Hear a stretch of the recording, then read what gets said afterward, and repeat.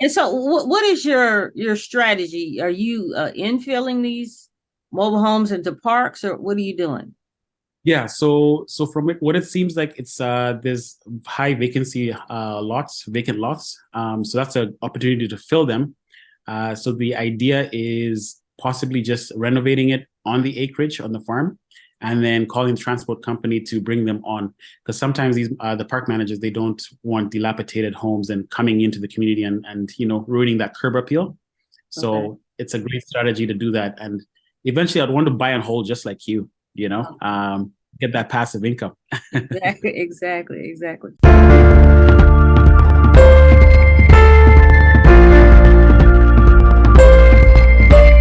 Sure.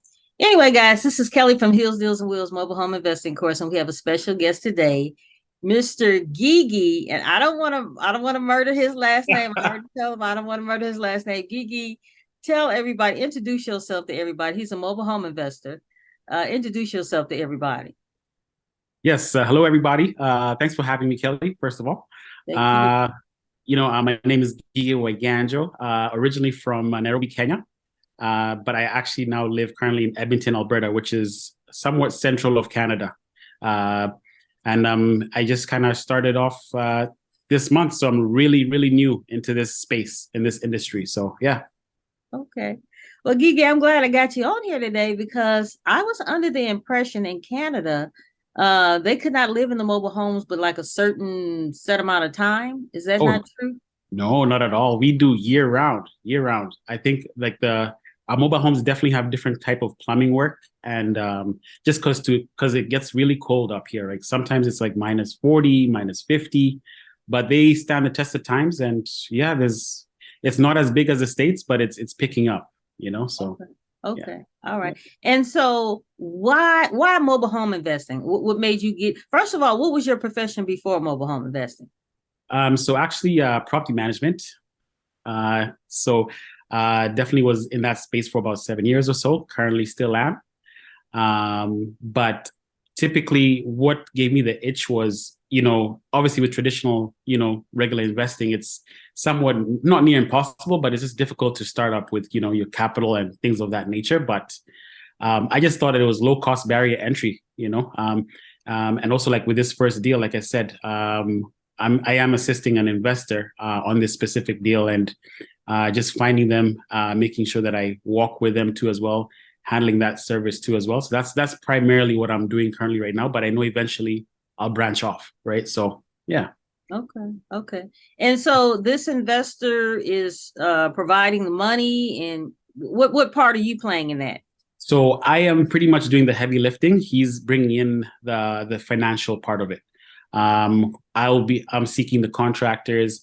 I'm making sure everything runs smoothly in terms of project timelines, and then just building that rapport as the business grows, getting well established, and just my main aim is to actually reach out to others and just bring a voice to Canada and just say, hey, there's potential here. It's an untapped market. So yeah. Okay. And so how is the market out there in Canada? Because here we have the mobile homes or the prices are going through the roof right along with the single family homes. Is the same thing true in Canada? Yeah, so we are trending quite along the same lines. Obviously, based on like affordability, interest rates are going up. It tends to kind of correlate with the real estate. That if it's a seller's market, it's a seller's market. If it's a buyer's market, it's a buyer's market. But still, there is still a lot of opportunity to be tapped into the Edmonton market, but also like Canada in general. Yeah. Okay. All right. And so you have not been in business very long. I was looking at your post on Instagram and I'm Yes. like, this guy is killing it, but you haven't been Yeah. tell Yeah. us how long you've been in it. Oh man, so honestly, I've been really active, to be quite honest, like about a month and a half, 2 months, about 2 months and 2 months. Okay. And I just post. I'm a fanatic in posting the renos and how it goes, the flooring. Like I'm just doing a step by step kind of thing of how it's going, the issues that I'm running into. Okay. All right. So in Canada, in order to do any deals, do you have to have a license, or what is it? Not at all. It's kind of like it's pretty much like an automobile, right? Like it's just a dealership bill of sale. You always have to do your due diligence, of course, making sure that there's no lien against the home, or um, just ensuring that those T's are crossed. Because you don't want to have a home and then there's a lien on the home, on the property itself, right? So yeah, no real estate agent involved. Sometimes it's just private sales, and that's the best way to do it as well, I think. Okay. And so in Canada, how do you guys go about checking for liens? Is there a website that you go to? Yes, there's a title search that you do. Depending on which province you're in. You can go ahead and search through the municipality, and making sure that everything is in order. Property taxes, especially, is a huge one, because sometimes you can get a property that's owing back taxes, and it's unfortunate. But hey, the plus side is that even though property taxes compared to traditional is way different. You're not paying thousands of dollars. Sometimes it could be 800, 700 for the whole year. So Right. And so how is there any way, because I tell people all the time, if you try to surpass the park manager, is there any way you can find out how much like the seller might be behind on the lot rent if you don't talk to the park manager? yeah, so honestly, with it's open communication. I think with the seller part, they would somewhat be agreeable to tell you and be transparent. But most of the where I'm at specifically, I guess most of the park managers, they're willing to ensure that all their arrears are paid on that home. So they would be willing to give you that information. They're very communicative that way. So yeah. Okay. And do you have an issue? Because I noticed like a lot of newbies, they have issues with talking with the mobile home park manager, because, they've been giving a bad rap. Some of them might have attitudes or whatever the case may be. Do you have an issue with that? And how does that conversation go? I mean, it's like knock, knock. And then where does it go from there? You and the park manager. So I haven't run into that as of yet. I may possibly, but right now my target market is acreages, finding those homes, and bringing them into the community to bring more value. And typically dependent on the value of the home. Put the ARV would be dependent on the comparative analysis of the area, making sure that the comps are in place. So I mean, so far, like it's been good, but I haven't. I'll probably run into it, maybe. Hopefully not. Okay. All right. And so what is your strategy? Are you infilling these mobile homes into parks, or what are you doing? Yeah, so from what it seems like, it's there's high vacancy vacant lots. So that's an opportunity to fill them. So the idea is possibly just renovating it on the acreage on the farm, and then calling the transport company to bring them on. Because sometimes the park managers, they don't want dilapidated homes and coming into the community and ruining that curb appeal. So Okay. it's a great strategy to do that. And eventually, I'd want to buy and hold just like you. Get that passive income. Exactly. So since we're talking about transporting, what do you think, about movers and moving a mobile home, possibly on your first deal? What are your thoughts regarding that? Um, I see the issue, I guess, because it's different municipalities have different rules and regulations.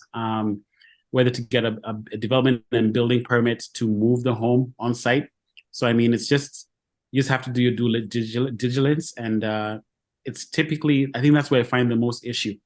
Just the red tape of moving a home on site to an actual community. That would be like, I think, problematic, Okay. but not impossible. Okay. Yeah.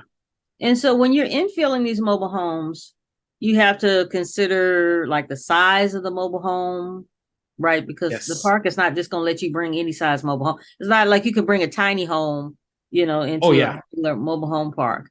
So, Has to so, be a so, so lot. what things do you have to consider when you're moving a mobile home inside of a park? Yeah. Initially, you'd say the age, but that would be kind of irrelevant, because we're going to be renovating these homes from top to bottom, right? So the size of the lot, it depends on what size of home it is. The standard size here in Canada, I don't know if it's different in the States, but it's 16 by 76 is usually like the standard size, 3 bedroom, 2 bath. And just making sure that, because there's certain parts in the community, they're older homes and then newer homes. So you wouldn't want to put an older home into a newer area. So you have to consider those factors as well. But I noticed a couple of times when I try to infill a mobile home into a park, the park manager is like, "Oh, that's an eyesore. You're gonna have to fix the outside first." Is that true in Canada? Yeah. Oh, yeah. Same thing. Same situation. And the way we overcome that is renovating on site and then moving the home. Right. Right. We'll discuss it with the park manager. Take the pictures, show them the dimensions and how it looks, and I would say that it would be fine. Okay. But renovating it on site and then moving it once it gets to its next destination, it's gonna have to be some more renovations when you get there, correct? Little to none, because what you'd be doing is just the skirting, the deck, because everything inside and outside the home is complete. So it's not a cumbersome job, I think. And the benefit to that is that you're not paying lot rent on these acreages, right? So the homeowner is willing to accept whatever he wants the home off the site and the land. If you're doing improvements, it shouldn't be an issue. It's just, the skirting and the deck would be the only thing to add on to that. Okay. And so I tell people all the time, the main reason why me and my brother are in the mobile home business is because repairs are so minimal. What would you say is like the most expensive, name off like the three most expensive things when it comes to mobile home repairs? Three big things is roof for sure. Your hot water tank, plumbing system. And then pretty much, I think those are the three ticket items that need to be in check.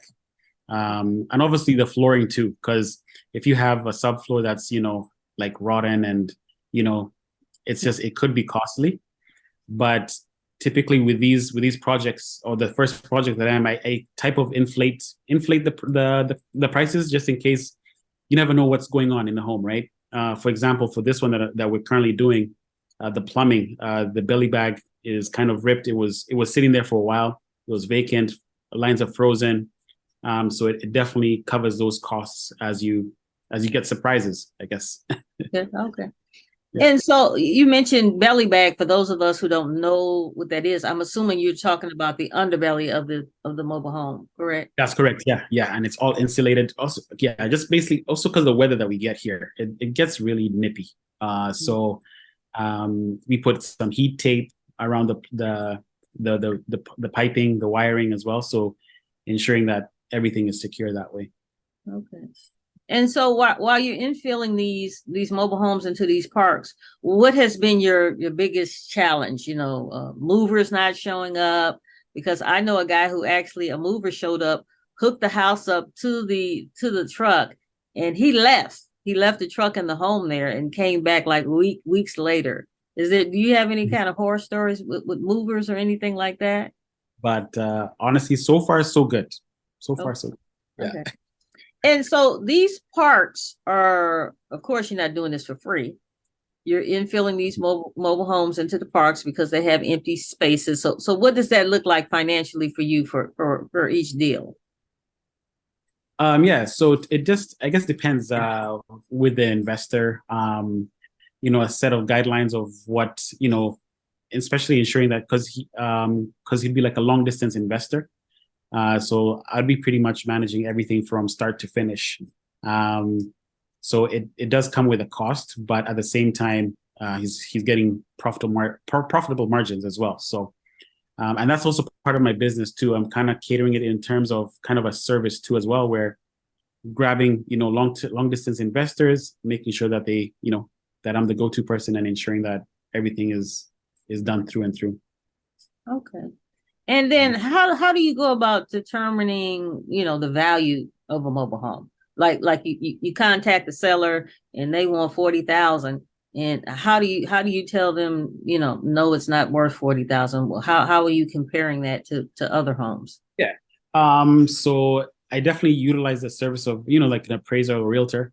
They have the comps for the area for specific, even within the specific park and the streets. Certain homes have sold for a certain price. But mostly these homes that we look at are usually distressed, need a lot of TLC, and definitely won't be fetching for probably under $10,000, I'd say. But we also try to negotiate and see what we can do as well. Okay. And so is wholesaling something that you do, or? It's something that I've thought about, just especially when you're starting off. I think wholesaling is a great way to do it that way. But I think with the investors and the curiosity that people have been inquiring, like, okay, how is this done? Is it advantageous? So I'll be able to utilize that and show people how to, invest. So Okay. And so, okay, so you get the mover, you find the mobile home. First of all, how are you finding these mobile homes?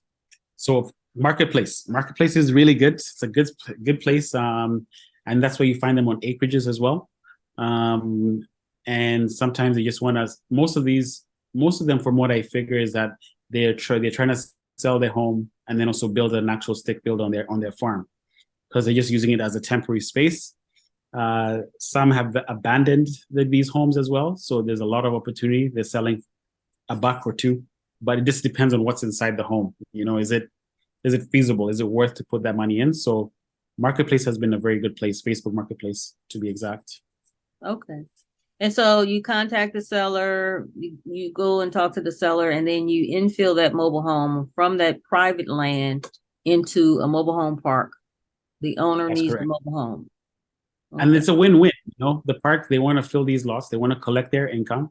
So I mean, it's something that they would be leaning towards. Okay. And so what are the owners doing with the mobile home? Are they seller financing them out, or are they renting them out? What are they doing? So with this particular investor, he wants money out. Just kind of renovate and sell it as quick as possible. I also did let him know that, in the event that it's not possible or it's not moving as quick, we can definitely get serious rents on the home just based on where it's located. And you'd get a serious cash flow and return on his investment. So it's a win-win for him as well. Okay. So he prefers the rent. No, he prefers to sell and get the profit. Gotcha. Do they have? Ideally, sorry. Go ahead. Ideally for me, I'm trying to, tell him like, hey, you just buy and hold and collect that cash flow. But he's just kind of like money in, money out, and let's go on the next deal kind of thing. So wow, because he's collecting that lot rent, right? Yes, exactly. Okay. And so, what is the lot rent there in Canada?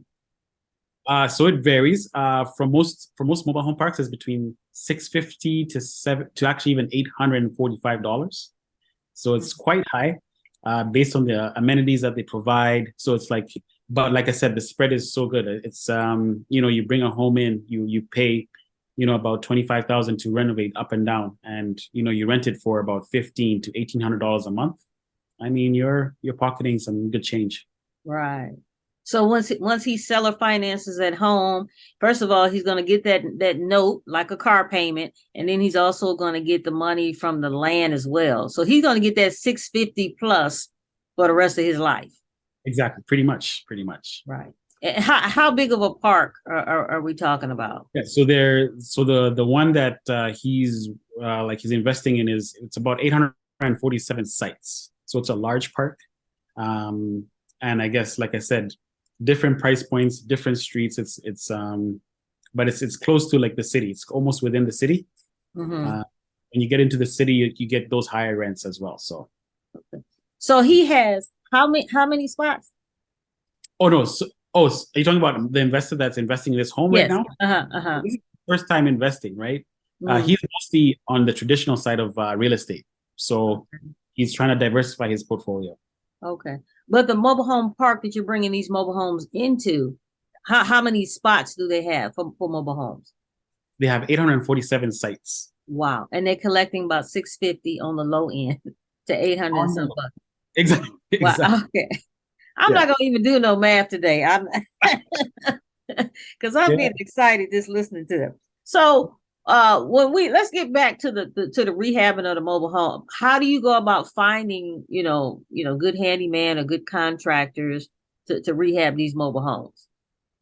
Um, typically, Kijiji is, have you heard of Kijiji? Is it in the States too as well?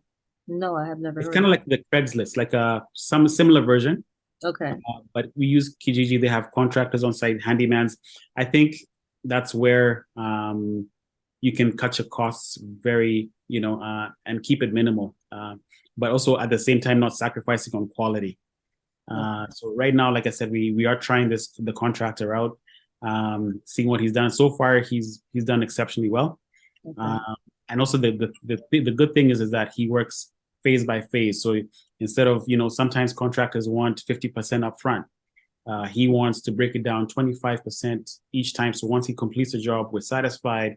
You can go ahead, because sometimes in this industry, the contractor space, it's a wild game out there, wild west. So Right. Yeah. Sometimes they take your money and they don't ever show up for the job. exactly, exactly, So, exactly. so are you making these homes something we see on, one of these do-it-yourself programs, the granite countertops and all that good stuff? Are you just making it like clean, affordable living? Clean, affordable living. I think that's the way to go. It would be probably different if we diversify into like flipping it and making it an Airbnb. So you'd probably put quality items in there, right? So, but we're just trying to cater to the demographic and making sure that it's a good livable space. Okay. Yeah. All right. And then, so you mentioned like normally you try to get like 3 bedroom, 2 baths. Do you get any mobile homes that have higher beds and baths than that, or that's pretty typical? With the 4 bedrooms, you're probably looking at a double wide, and then right now though, this one that we have, it's a 3-and-1. So but it's still like it's a 20 by, it's a wide home but short. But typically, the 4 bedrooms is slim to none here. Okay. All right. And what is the average moving cost there in Canada? Yeah, so typically it depends, because Alberta is pretty far and wide. It's a huge space. But within Alberta, you're looking at about between 5,000 to 7,500 to move a home. Yeah. Oh, so if you got a double wide, man, that's a lot of You money. gotta cut that in half, and it's like it's gonna be probably even more, like probably in the teens, Mhm. right? So, but also if you're moving a home within closer to the city, it reduces, right? They go per kilometer as well, but you can reduce your cost that way as well if you're lucky to find something within the city or close to the city. Okay.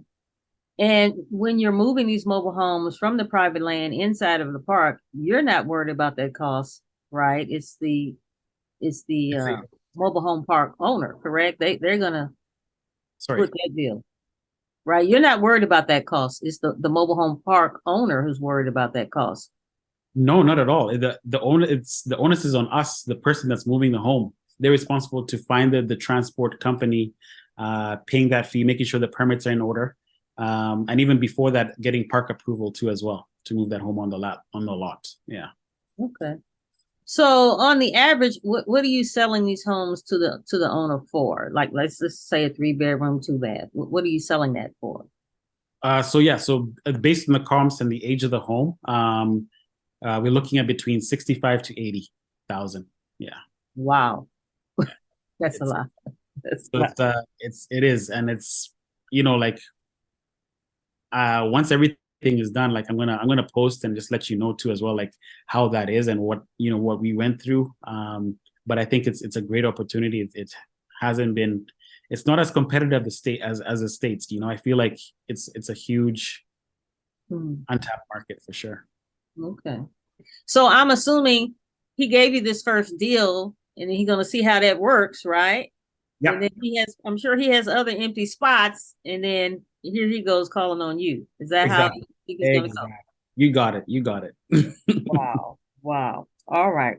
So, what kind of like words of wisdom do you have for somebody trying to get into this business? Honestly, due diligence. I feel like make sure you do your research before you get into it. Talk to the people that are actually doing it. On Instagram, they'll give you cues and tips to do that for you, right? So, but also at the end of the day, like if this is what you want to pursue and if this is what you want to to do, then jump all in. But obviously calculated risks. I'd say take calculated risks. Yeah. All right. All right. And then where do you see yourself like 5 years down the road in the mobile home business? You see yourself still working? Just like you, Kelly, man. Oh, hey, you know what? I don't want nobody to think that it's easy. It is a lot. It's Yeah, work. I know it And is. the It end is. result is so nice. I know. So do you see yourself still working? Because I have so many people who sign up for my course and and then they quit their job. I'm like, quitting your job? Wait a minute. Don't do No, that so fast. I will make sure that like you gotta reach a certain point to like put off your gas, foot off the gas for like in terms of your 9 to 5. But eventually, I want to bring this even bigger. Bringing international investors into Canada. Like that's especially Kenya, my home country. Telling them about this opportunity and bringing that that excitement and there's opportunities to invest. So that's my big game plan. Okay. Hence the name Kazi Property Group. Kazi means just you work very hard and you work for your people. Yeah. Right. I have a couple of students from Canada, and I was thinking that it was kind of very hard to do a deal out there, but it seems like that's not true. Oh, not at all. You met the right person, Kelly. You hit it. Wow. Yeah, yeah. Wow, that's amazing. That's amazing. So you're married, you got Yeah. kids, you got kids. Yes, I do. I got a 2.5-year-old and a newborn. Okay. Yeah, I saw your little boy. I saw your Yeah. little yeah. Okay. I didn't see the newborn. So Yeah. where is your wife? Because sometimes like the spouse is not on board with this. What does your wife think about this whole mobile home investing thing? Out of all the investing ideas and business opportunities I've presented to her, this one I think she's 100% for. She's on board full percent. She's like, go in, dive in, do what you need to do. Because she sees the opportunity and what it can do for us. Yeah. Okay. Yeah, because my brother and my mom, they were like, "What mobile homes? What are you?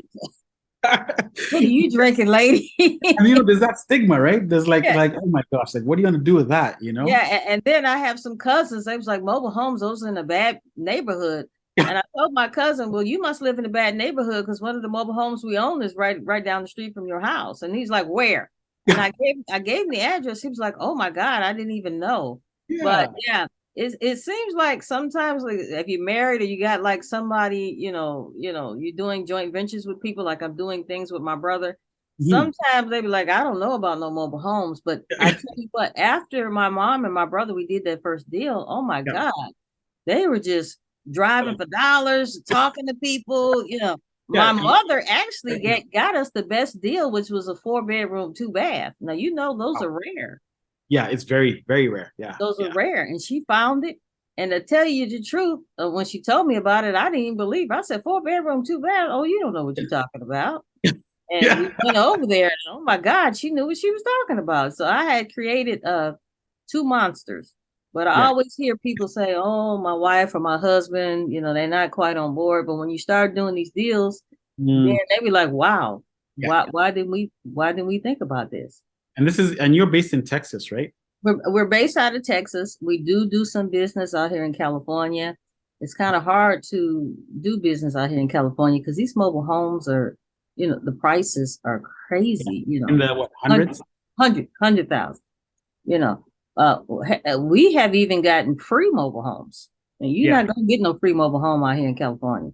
Yeah, the cost of living, right? Like it's just through the roof, isn't it? Yes, and they do have lot rents over thousands of dollars. Yeah. Wow. So it's very hard to get a deal. However, getting a mobile home here in California would be a lot cheaper than buying a single family home.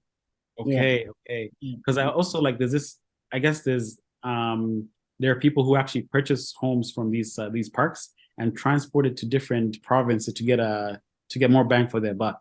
So they're purchasing it for maybe 70,000 and they're selling it for maybe 350 to 400,000. Because that's like, yeah. Wow. Well, how far is the next province? Next province actually. So we get Alberta and then there's BC. Okay. BC is the one. BC and Toronto are the 2 provinces that the housing market is just through the roof, right? So That's Okay. how they also do that. And then that's also another opportunity as well. Okay. All right. So was it hard to talk this investor into working with you? So it took a lot of, just talking to him about it, the opportunity, just showing him the numbers specifically and the breakdown and the cost. So it probably took maybe about 4 months or so to just get him on board. And I think he's gonna be a lifelong investor after this deal, I think, so. Okay. All right. Okay. And so how would somebody go, or can they, contact you, if they're, in Canada, they're trying to invest, how would they go about contacting you? Yeah, you can definitely follow my page, drop a direct message. I have a contact number. It's at 780-490-8355. But most likely I'm always on my social platform, so you can get a hold of me that way as well. Yeah. Because you don't have a Facebook, you don't have a regular Facebook page. Oh, like I do have one for the business. Yes. Yeah. Okay, just for the business. Yeah. Okay. All right. So do you have any final words? I greatly appreciate you getting on here. I really do. I mean, because you really enlightened me, as far as Canada. Because I thought, man, Canada, you can't hardly get a deal over there. Oh, And you can. for what I was understanding, you can only stay in there for like 6 months. But now you're telling me something different. I guess because of the weather, they were saying you can only stay in the mobile home for 6 months. Oh wow, it's year round. It's year round, Kelly. This opportunity, just you reaching out to me and just putting me on this platform and just spreading the good word for sure.